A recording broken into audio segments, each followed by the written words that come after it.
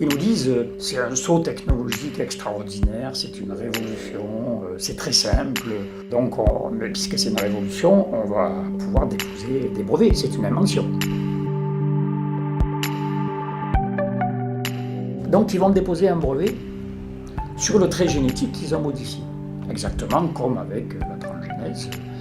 Et donc, si nos gens sont contaminés, avec le vent, les insectes, les graines et le pollen, ils arrivent dans nos champs. Et le brevet, il arrive dans nos champs aussi. Et donc là, notre récolte, elle appartient à Monsanto, à Pioneer, à Limagrain ou à Syngenta.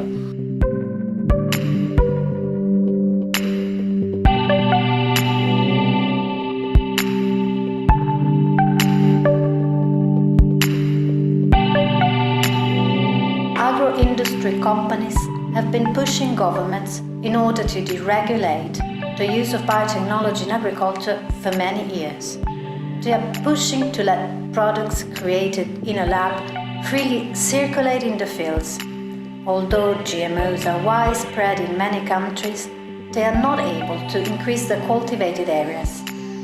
Nevertheless, government and big companies keep on mustard to introduce them in Europe through the last frontier of biotechnology, NBT, the new techniques of varietal creation.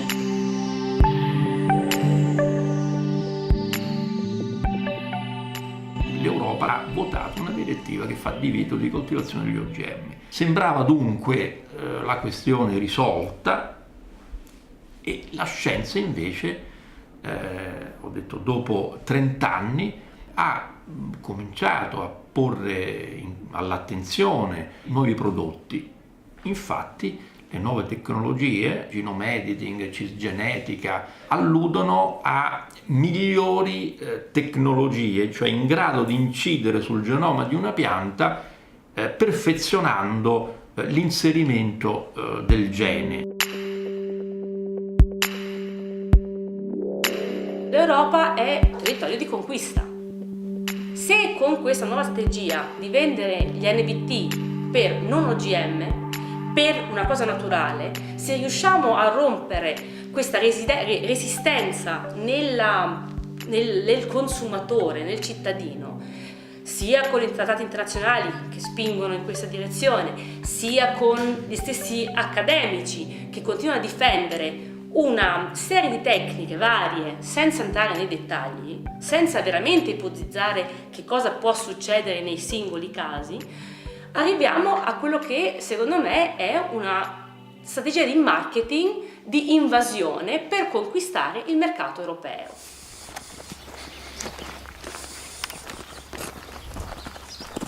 Questi prodotti di vivaistica o sementieri saranno sotto un controllo di un numero ristrettissimo di imprese che imporranno prezzi non disputabili, non discutibili.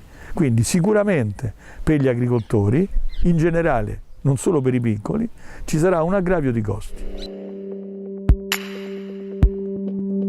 All'interno della filiera si redistribuirebbero degli oneri a carico degli agricoltori incidendo sulla catena del valore, quindi anche con una forte perdita di redditività e soprattutto un controllo. Ricordiamo che i tradizionali contratti che vengono sottoscritti nei paesi dove si coltivano gli OGM, ad esempio l'Argentina, prevedono delle clausole vessatorie molto ingombranti a carico dell'agricoltore, tra cui il divieto di risemina e addirittura con delle situazioni anche paradossali, per cui l'agricoltore confinante che si veda, direi, per impollinazione naturale crescere delle piante modificate risulta imputato per violazione del diritto brevettuale. I prodotti che risultano dall'applicazione delle NBT sono un elenco non molto lungo. I risultati saranno limitati a alcuni prodotti e siccome chi controlla questo tipo di tecnologie è un numero ristretto di imprese e probabilmente ne vorrà la brevettazione, l'uso commerciale, se sarà profittevole, sarà soltanto per chi controlla i brevetti e per chi controlla la ricerca fondamentale.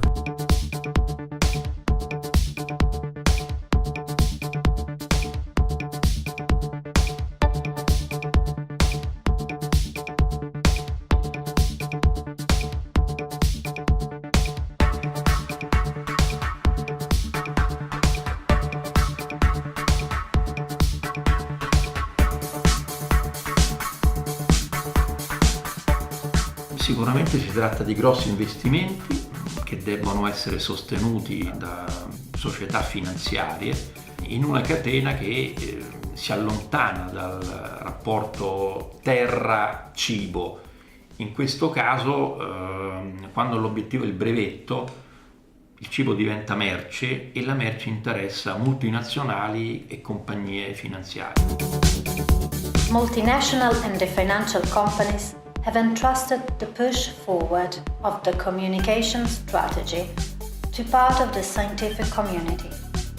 To explain what this all is about, they publish on the web or in specialist magazine dozen very emphatic slogans such as "Genetic improvement cannot be stopped because nature never stops, and neither history," or "Genetic improvement is the only agricultural technology that adapts the plant to the environment rather than the environment to the plant.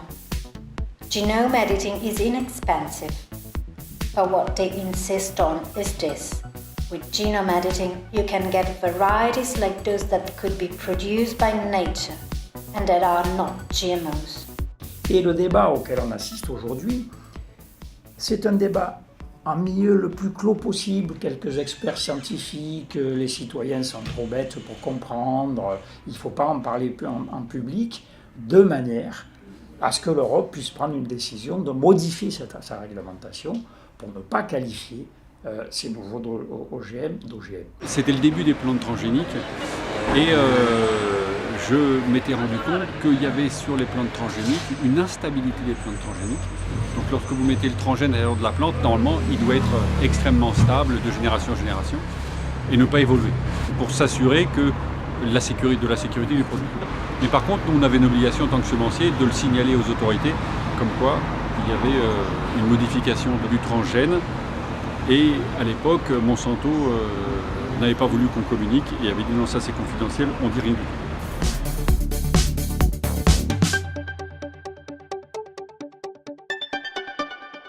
La plupart des scientifiques ne peuvent travailler que s'ils ont des contrats avec l'industrie. Sinon, ils n'ont pas d'argent pour travailler. Donc, ils sont complètement dépendants de l'industrie. En plus, on leur dit déposer des brevets. Ah ben là, c'est très bien, parce que là, ils vont déposer des brevets qui seront très efficaces, qui vont rapporter beaucoup d'argent.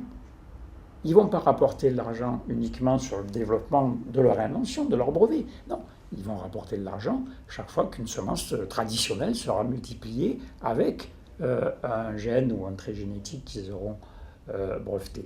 Donc le monde scientifique est divisé.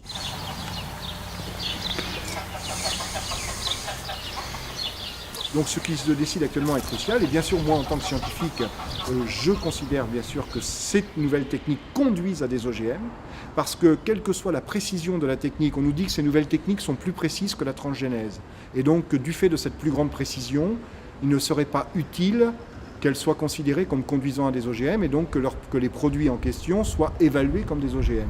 Sauf que ce n'est pas vrai, parce que ces techniques, si elles sont plus précises, elles le sont à l'échelle de l'opération moléculaire, c'est-à-dire à l'échelle de la manipulation génétique faite dans le laboratoire. Le discours des firmes et de certains scientifiques est un discours avec une rhétorique très forte sur la nature, sur quelque chose qu'on ne peut pas détecter, et une forte utilisation, une très grande utilisation de métaphores. Quand par exemple, on vous parle de ciseaux moléculaires. On imagine un ciseau comme ceux qu'on va utiliser pour des habits, qui coupent très finement. C'est pas du tout ça. En fait, l'enzyme, par exemple Cas9, va couper des tas d'endroits. Et vous allez avoir des milliers de petits morceaux que le système de réparation d'ADN va coller. Donc, vous avez l'ADN, casse neuf arrive, clac, clac, clac, clac, clac, clac, clac. Et le système de réparation colle. Mais il ne sait pas si ces deux morceaux étaient comme ça ou comme ça. Il colle, c'est tout. Et donc il y a beaucoup d'erreurs.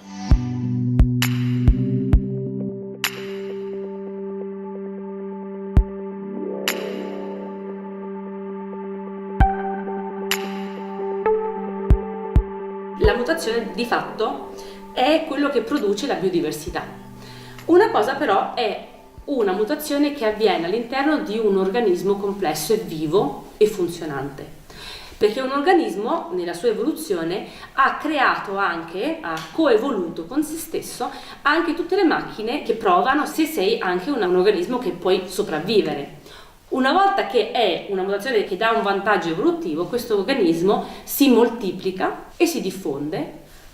Quando parliamo delle nuove tecniche di mutagenesi, noi parliamo di un qualcosa che avviene a livello di DNA, non di un DNA dentro un individuo sano, adulto che si moltiplica, una pianta con i suoi fiori, ma una sequenza di DNA vera e propria, nuda e cruda. Tutto questo però non può essere paragonato a una mutazione naturale.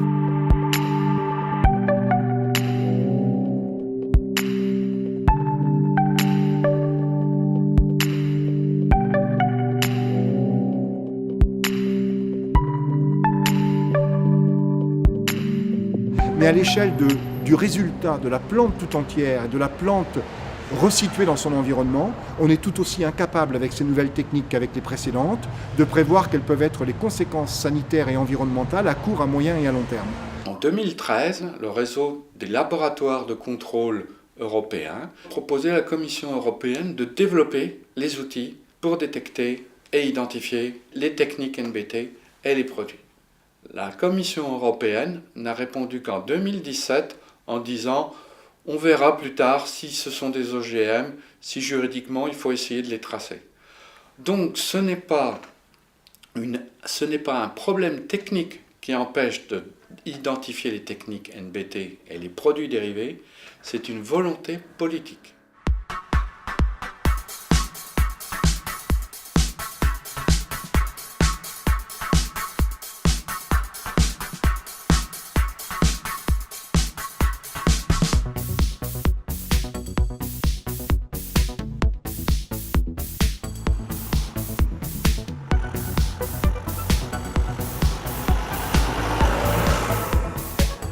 Ce qu'il faut bien voir, c'est que toutes ces technologies, donc appliquées à l'agriculture, s'inscrivent dans une démarche de l'agriculture intensive et d'une agriculture hégémonique, c'est-à-dire une agriculture qui prône la monoculture, bien sûr conduit à une standardisation de l'alimentation de manière générale.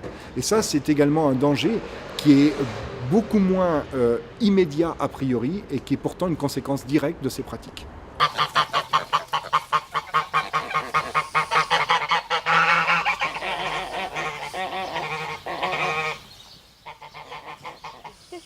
L'Europe, c'est l'épine dans le pied des multinationales qui font des OGM, puisque l'Europe refuse les OGM.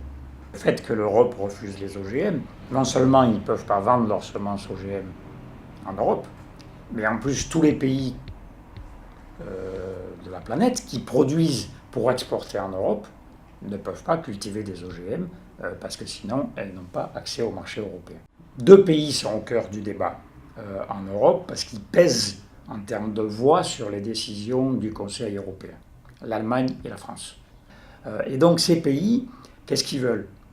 Il faut changer la réglementation OGM, celle de 2001, la directive 2001-18, parce que cette réglementation, elle est très claire. Elle dit, mais c'est des OGM que vous faites là. Vous avez beau raconter, c'est pas de la transgénèse, non, mais ce sont des OGM. Donc il faut modifier cette réglementation. Les multinationales ont décidé de casser cette opposition de l'Europe aux OGM. Ci viene ripetuto continuamente dalla Commissione europea, dai governi nazionali, che il processo di innovazione tecnologica è un obbligo che risulta dalle forze di mercato, è un obbligo che risulta dalla dinamica propria all'economia di mercato e che quindi le imprese che si impongono e le tecnologie che si impongono sono la risposta del mercato nella sua dinamica naturale. Ecco, questa è essenzialmente una bugia, perché ci sono politiche pubbliche che creano un quadro giuridico a loro esclusivo vantaggio, che creano sostegno con denari pubblici per il loro sviluppo, e quindi queste imprese hanno una forza di mercato, hanno un potere di mercato che però è il risultato delle politiche pubbliche e non delle strategie di impresa.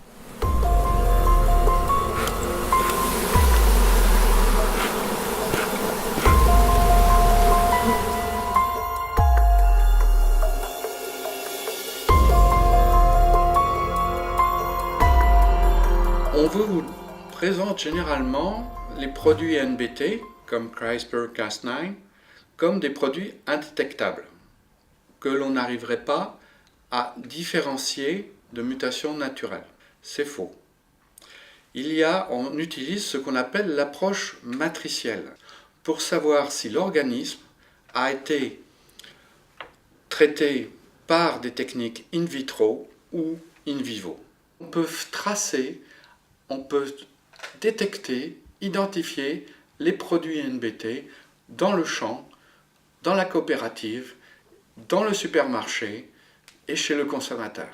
Quand on vous dit que la mutation induite ou l'épimutation induite par CRISPR-Cas9 n'est pas différenciable d'une mutation naturelle, en fait, on vous demande de regarder l'arbre qui cache la forêt.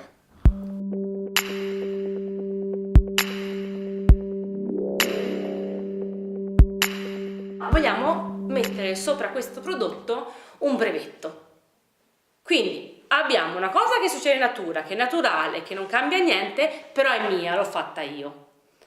È fatta in laboratorio, transgenica o cisgenica o comunque prodotto da innovazione con ingegneria genetica, però è un semplice incrocio. Da qualche parte, secondo me, si perde l'interesse di spiegare al pubblico, alla popolazione che assieme ai ricercatori e agli imprenditori dovrebbe essere in grado di decidere sul futuro del pianeta, che cosa stiamo facendo. O facciamo una cosa o ne facciamo un'altra, però dobbiamo essere trasparenti a tutti i livelli, perché una decisione di questa portata è una decisione che non ha una possibilità di ritorno o di ripensamento. Una volta che le NBT saranno ammesse, saranno presenti in tutto il polline che vola, in tutte le varietà che per sfortuna verranno impollinate. Toute manipulation génétique conduit à la possibilité de déposer un brevet. Et ça repose sur le fait que toute l'industrie de la biotechnologie et toute la biotechnologie s'appuie sur une vision complètement simpliste du vivant, où on considère que les gènes sont à l'origine de tout, et qu'un organisme vivant est exclusivement à l'image de ces gènes. Par conséquent, on considère que le gène, c'est le chef d'orchestre du vivant. Et donc, si on modifie le gène, on agit sur le chef d'orchestre, et on change la musique, et on change la partition, et on devient propriétaire de la nouvelle musique et de la nouvelle partition. Et c'est pas un hasard s'il suffit de modifier un gène dans une plante pour être propriétaire pas seulement de la modification génétique en tant que telle, mais de la plante tout entière. Et donc, toutes ces manipulations, c'est la porte ouverte pour quelques firmes semencières dans le monde, de la mainmise sur l'alimentation mondiale. Donc c'est un enjeu considérable.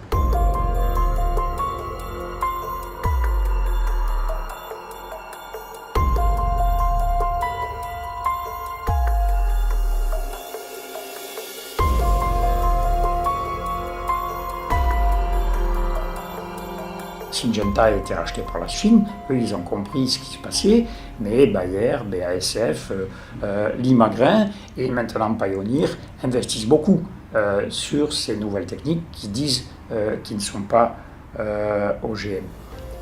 Donc qu'est-ce qu'ils font? Ils disent, regardez, ce qu'on vous amène, ce n'est pas des OGM. C'est nouveau, c'est autre chose, c'est révolutionnaire, c'est naturel. La stratégie des multinationales, elle est extrêmement claire.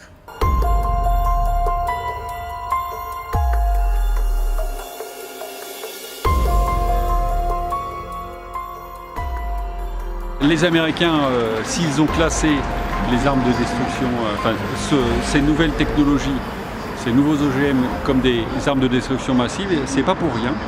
Parce qu'effectivement, ce sont des technologies, alors notamment on parle de la CRISPR-Cas9, qui est une technologie extrêmement rapide d'utilisation, simple d'utilisation et pas cher. C'est-à-dire que pour, on va dire, entre 500 et 1000 euros, vous pouvez avoir un kit pour modifier des plantes, des insectes, etc. Donc, premièrement, vous pouvez imaginer des gens mal intentionnés pouvoir modifier des insectes, des virus, des bactéries, tout type de choses. Je ne parle pas de modifier des êtres humains, mais bon, des choses que vous pouvez larguer dans l'environnement sans que ça se voie. Je pense que nous avons mieux à faire de nos sols que de surproduire toujours avec ou sans OGM, avec ou sans NBT. Le principal problème pour moi, c'est l'agriculture intensive et tout le reste n'est qu'une déclinaison de ce principe de surproduire pour jeter. Et je ne vois aucun intérêt ni aux OGM, ni aux NBT qui ne satisferont jamais ni les carences alimentaires, ni ne serviront à nourrir, nurturing, not feeding the world.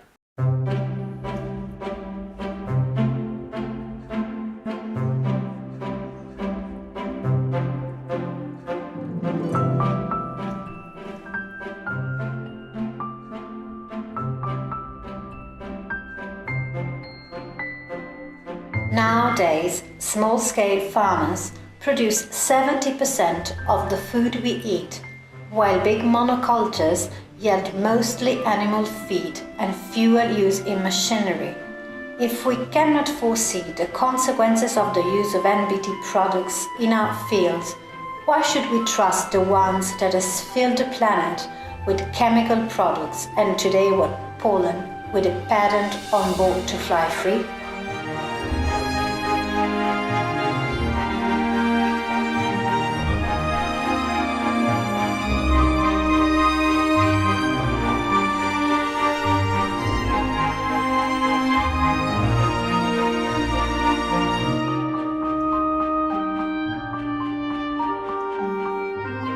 Quest'idea della vita che ha l'Occidente, che è il risultato di tagli e cuci, si espande attraverso l'agricoltura.